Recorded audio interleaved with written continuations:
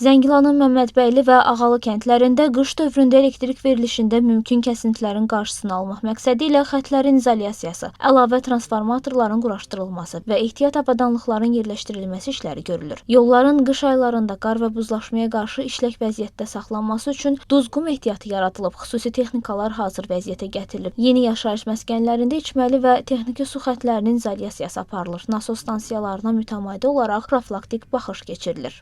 Cəbrayıl, Qubadlı, Zəngilan rayonlarında bərpa, tikinti və idarə etmə işləri özünün intensiv mərhələsindədir. Əsas məqsəd azad olunmuş ərazilərdə həyatın dayanıqlı, təhlükəsiz və uzunmüddətli bərpasını təmin etməkdir.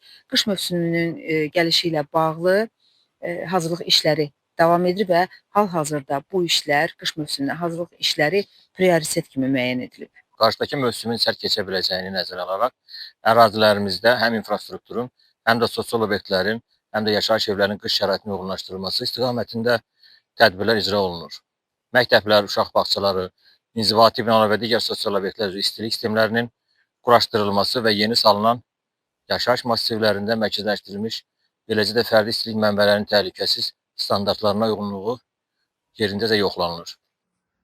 Həmçinin qış aylarında yarana biləcək çətinliklərə operativ reaksiya verilməsi üçün mobil briqadalar, xüsusi nəqliyyat vasitələri və generatorlar daim hazır vəziyyətdə saxlanılır.